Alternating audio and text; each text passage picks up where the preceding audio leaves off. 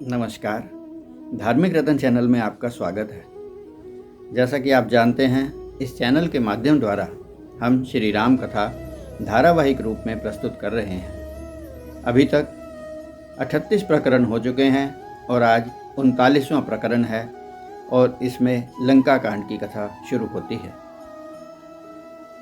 पिछले प्रकरण में आपने जाना था कि समुद्र ने श्री राम जी को यह बताया कि नल नील की सहायता से सेतु निर्माण करें और सारी सेना आसानी से समुद्र पार कर सकेगी। इसके साथ ही यहाँ सुंदर कांड की कथा समाप्त हो जाती है और अब लंका कांड की कथा प्रारंभ होती है। यह सुनकर श्री राम जी ने कहा कि अब तो शीघ्र सेतु निर्माण शुरू किया जाए। तब जामवंत ने नल नील को कहा कि आप कार्य शुरू करें तथा वानरों को आज्ञा दी कि वे पर्वत, पत्थर और बड़े बड़े पेड़ लेकर के आए। जामवंत बोले दो भाई, नल नील ही सब कथा सुनाई। राम प्रताप सुमिरी मन माही, करहूँ सेतु प्रयास कछु नाही। तब सभी वानर बड़े बड़े पर्वत लाने लगे। अति उतंग गिरिपादप लीलहि ले उठाई, आनि देहि नल नीलहि रचहित सेतु बनाई। इस प्रकार पुल निर्माण करते हुए हनुमान जी पत्थरों पर राम नाम लिखते जाते हैं और उन्हें समुद्र में डालते जाते हैं। राम नाम के प्रभाव से पत्थर समुद्र में तैरने लगते हैं। ऐसी कथा आती है कि राम जी ने एक कोने में बैठकर एक कंकर अपने हाथ से पानी में डाल दिया तो वह डूब गया। यह देखकर राम जी हैरान हो गए। तो हनुमान जी यह दृश्य देख रहे थे। उन्होंने कहा कि भगवान, आप क्या सोच रहे हैं? जब राम जी ने उन्हें सारी बात बताई तो हनुमान जी ने बहुत ही सुंदर उत्तर दिया कि हे भगवान, जिसको आप पकड़ोगे वही भवसागर से पार होगा, जिसे आप ही छोड़ दोगे वह तो डूबेगा ही।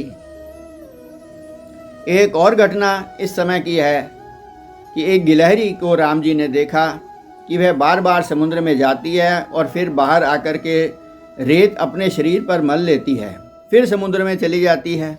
तब राम जी ने उससे पूछा कि तुम यह क्या कर रही हो? तो उसने कहा कि मैं अपने शरीर पर रेत मलकर पानी में छोड़ आती हूँ ताकि मैं भी सेतु बंधन में सहायता कर सकूं। यह सुनकर राम जी ने उसे अपने हाथों से उसकी पीठ पर सहलाया। कहते हैं कि तभी से गिलहरी के शरीर पर हमेशा के लिए राम जी की उंगलियों के चिन्ह बन गए, जो आज भी देखे जा सकते हैं।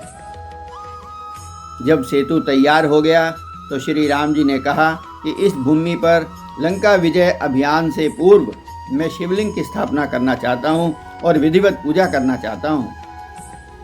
पूजा का सभी इंतजाम किया गया और भगवान राम ने वहाँ शिव जी की पूजा अर्चना की। शिव जी ने प्रत्यक्ष रूप से आशीर्वाद दिया।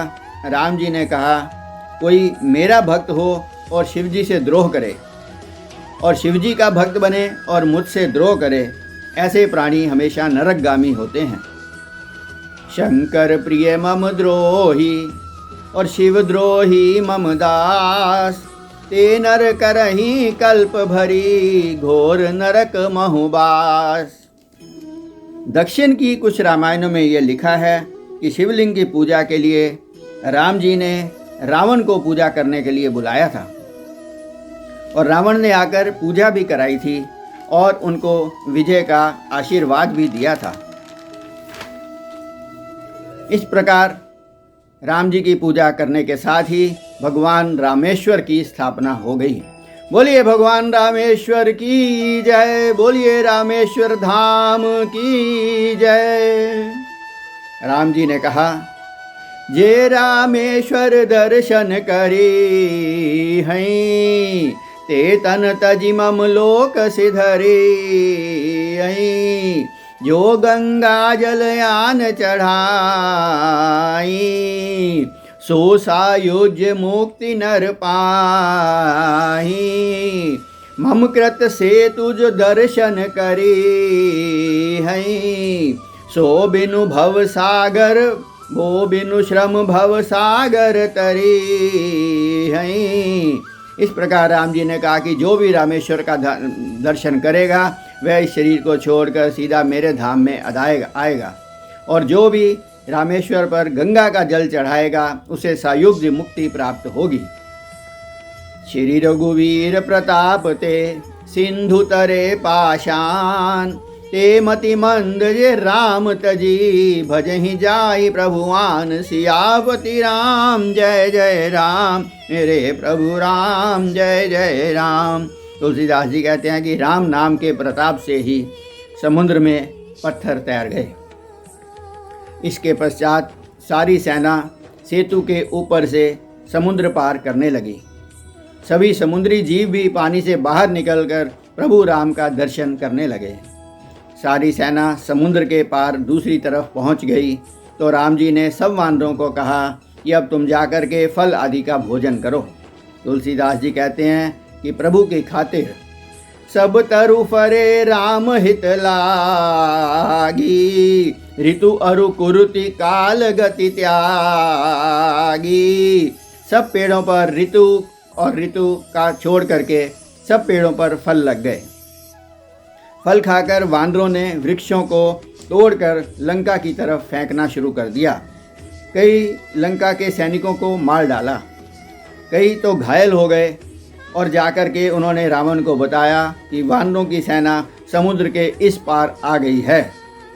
यह सुनकर रावण बौखला गया और वह 10 मुँह से इकट्ठा ही बोल उठा, बांध्यो बन निधि नीर निधि, जलधि सिंधु बारिश, सत्य तोय निधि कंपति, उदधि पयोधि नदीश। ऐसी कथा आती है कि रावण को श्राप था कि वह जब कभी भी बौखला करके 10 मुँहों से एक साथ बोलना शुरू कर देगा तो समझ लो उसकी मृत्यु 10 दिन में अर्थात जल्दी ही हो जाएगी। इधर मंदोदरी ने रावण को बेचैन देखा तो उसे फिर समझाया कि वह सीता राम जी को सौंप दें। उसने कहा, राम जी ने बड़े बड़े निश्चरों का वध कर दिया है। उसने यह भी कहा कि तुमने अपने जीवन में बहुत से युद्ध जीत लिए हैं, पर अब तुम्हें चाहिए करन सो सब करि बीते, तुम सर असुर चराचर जीते, संत कहें अस नीति दशानन, चौथे पन जायहि नृप कानन। रावण ने मंदोदरी की बात पर ज़्यादा ध्यान नहीं दिया और उसको हृदय से लगाया और कहा कि तुम भय मत करो, मैं बहुत ही बलवान हूँ। ऐसा कहकर वह संगीत कार्यक्रम में उच्च आसन पर जाकर के बैठ गया। इधर राम जी ने देखा कि यह ऊपर बादल कौन से दिखाई दे रहे हैं और बिजली भी चमक रही है। तब विभीषण ने राम जी को बताया कि यह बादल नहीं है, यह रावण के मुकुट हैं और मंदोदरी के कर्ण फूल ही बिजली की तरह चमक रहे हैं। रावण संगीत में मस्ती में झूम रहा था। तब राम जी ने उस पर एक बाण चलाया। छत्र मुकट ताटंक तब हते एक ही बाण, सबके देखत मही गिरे मरम न को जान। इस प्रकार राम जी ने एक ही बाण चलाया और रावण के मुकुट और मंदोदरी के कर्ण फूल सब नीचे धरती पर गिर पड़े। वहाँ पर एक अपशुकन सा हो गया। सभी सोचने लगे कि कोई आंधी नहीं चली, कोई तूफान नहीं आया, फिर ये मुकुट नीचे कैसे गिर गए और मंदोदरी के कर्ण फूल कैसे गिर गए। जब सब लोग हैरान हो गए तो रावण ने उनको उठाकर अपने सिर के ऊपर लगा लिया और बोला कि अरे जिसके सिर कटने से अब हमेशा शकुन हुआ है, उसके मन मुकुट गिरने से क्या अपशकुन होता है। किंतु मंदोदरी इस घटना के बाद बहुत ही चिंतित हो गई। इसके आगे की कथा हम आपको अगले प्रकरण में सुनाएंगे।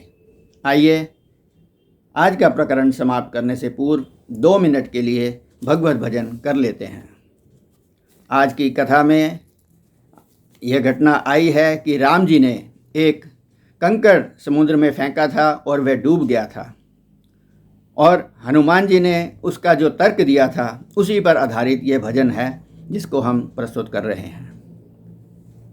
पार होगा वही जिसे पकड़ोगे राम, पार होगा वही जिसे पकड़ोगे राम, जिसे छोड़ोगे हो जिसे छोड़ोगे पल भर में डूब जाएगा। पार होगा वही जिसे पकड़ोगे राम, पार होगा वही जिसे पकड़ोगे राम, जिसे छोड़ोगे हो जिसे छोड़ोगे पल भर में डूब जाएगा।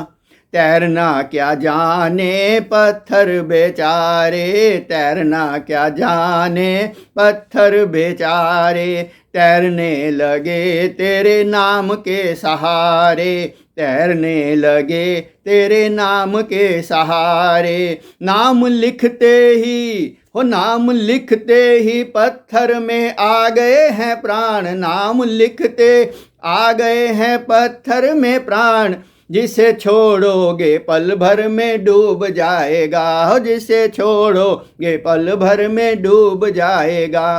पार होगा वही जिसे पकड़ोगे राम, पार होगा वही जिसे पकड़ोगे राम, जिसको छोड़ोगे हो जिसको छोड़ोगे पल भर में डूब जाएगा, जिसको छोड़ोगे पल भर में डूब जाएगा। पार होगा वही जिसे पकड़ोगे राम, पार होगा वही जिसे पकड़ोगे राम, जिसको छोड़ोगे पल भर में डूब जाएगा, जिसको छोड़ोगे पल भर में डूब जाएगा। धन्यवाद। जय श्री राम।